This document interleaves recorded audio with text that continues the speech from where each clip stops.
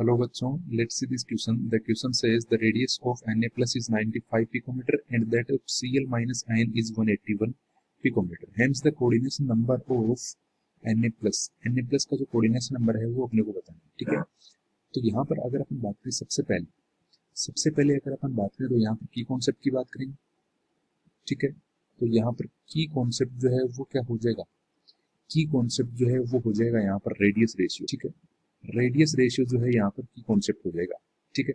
इसी से जो है ये जो क्वेश्चन है ये इसी से सॉल्व होगा, ठीक है। अगर अपन बात करें इसको मैं रेडियस रेशियो को आर से डिनोट कर देता हूँ, ठीक है। अब जो रेडियस रेशियो जो होता है वो क्या होता है, radius ratio is equal to होता है रेडियस ऑफ स्मॉलर आयन, ठीक है, upon radius of larger ion, ठीक है।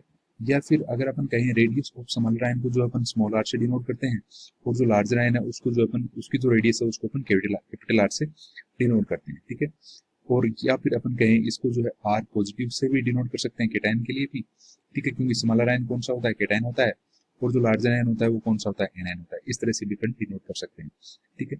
अब जो स्मॉलर आयन है, जो केटायन है, वो अपने पास उसकी जो रेडियस है वो अपने पास गिवन है, ठीक है। रेडियस अपने पास गिवन है, तो कितनी रेडियस गिवन है अपने पास जो है वो 95 पिकोमीटर जो है उसकी रेडियस गिवन है, ठीक है, ठीक है।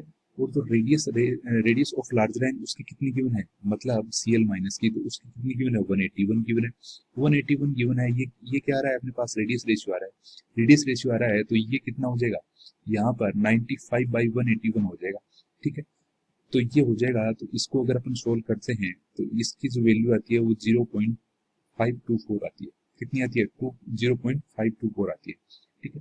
अब जो है रेडियस रेशियो का जो एक वैल्यू होती है अपने पास, जो फिक्स वैल्यू होती है वो कितनी होती है, अपने पास फिक्स वैल्यू होती है, वो किस तरह से डिनोट की जाती है कि 0.155 से है के बीच 0.155 से अगर मोर देन है r/r की वैल्यू और इसके लेस देन और इक्वल देन है, तो वो क्या हो जाएगी 0.225। तो वहां पर कौन सी वॉइड होती है, ट्राई एंगुलर वॉइड होती है।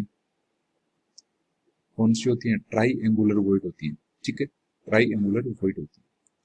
अब अगर अपन बात करें यहाँ पर 0.225 से मोर देन जो r/r की वैल्यू है वो होगी, और जो वैल्यू है वो 0.414 से लेस देन और इक्वल हो, तो वहां पर जो